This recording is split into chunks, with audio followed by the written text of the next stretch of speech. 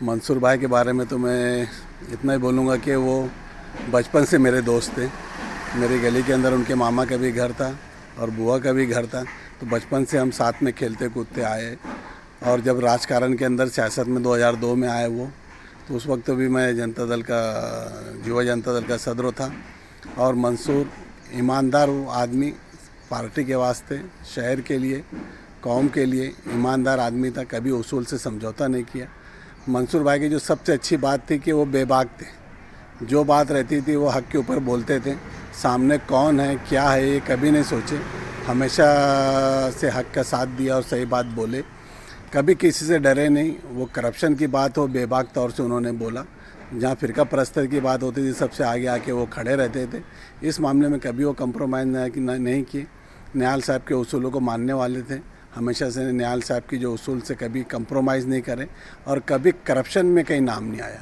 कभी उन्होंने अपना फ़ायदा नहीं देखा। 3 बार वो कारपोरेटर रहे। 2002 से आज 2022 आ गया। 20 साल का बड़ा अरसा उन्होंने शहर के अंदर राजकारण के उफक के ऊपर वो हमेशा से जगमगाते रहे। और कभी भी उन्होंने अपना फ़ायदा नहीं देखा। हमेशा शहरियान का फ़ायदा देखा, पार्टी का फ़ायदा देखा, किस तरह हमारे एरिया में काम हो वैसा देखा। और जिस तरफ उन्होंने लड़ा इलेक्शन 2002 में लड़े, वो ऐसे भी थोड़ा जनता दल का वार्ड था। उसके बाद में 2007 में भी वहाँ से चुन के आए।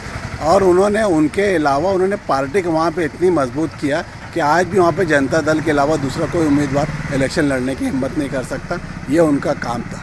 वो इलेक्शन लड़ने के बाद में वो एरिया पे उन्होंने पार्टी को भी ज़िंदा रखा, खुद का भी नाम ज़िंदा रखा।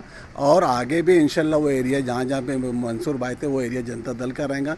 रमज़ानपुरे के भी जहाँ से वो पिछले वक्त लड़े, उस वक्त में भी ऐसा था कि वहाँ कोई लड़ने तैयार नहीं था, मगर मंसूर भाई की लड़ने की वजह से वहाँ पे पूरा पैनल तैयार हुआ और अल्हम्दुलिल्लाह पूरा पैनल वो निकला।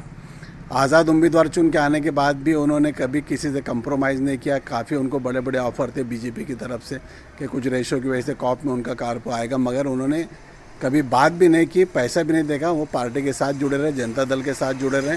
जनता दल की जो कमेंटमेंट था महागठबंधन का, उन महागठबंधन के साथ जुड़े रहे। और बेबाक इंसान थे, साफ इंसान थे, उसूल वाले इंसान थे। उनके जाने से जो खिलाफ पैदा हुआ है राजकारण मालेगांव की सियासत में, वो पूर्ण नहीं हो सकता है। भरे पूरे ख़ानदान के आदमी थे। काफ़ी बहन भाई भतीजे भांजे सबको लेके चलते थे। बड़ा पूरा ख़ानदान था। ख़ानदान में भी अचानक मौत से जो खिलाफ पैदा हुए वो भी उनके पूरे नहीं हो सकते। मगर ज़िंदगी की हकीकत मौत है। ईमान हमारा ये है कि मौत का एक दिन मुअय्यन है। इसलिए अल्लाह उनको भी सब्र, उनके ख़ानदान वालों को भी सब्र दें। और पिछले साल 1.5 साल में उनके घर काफ़ी मैयत हुई है। घर हमेशा से इसमें गूंजते आया। उनके वालदा का इंतकाल हुआ, भाई का हुआ, भतीजे का हुआ, बीवी का हुआ। काफ़ी उनके घर में ये ख़ानदान ये साने से गुज़रा है।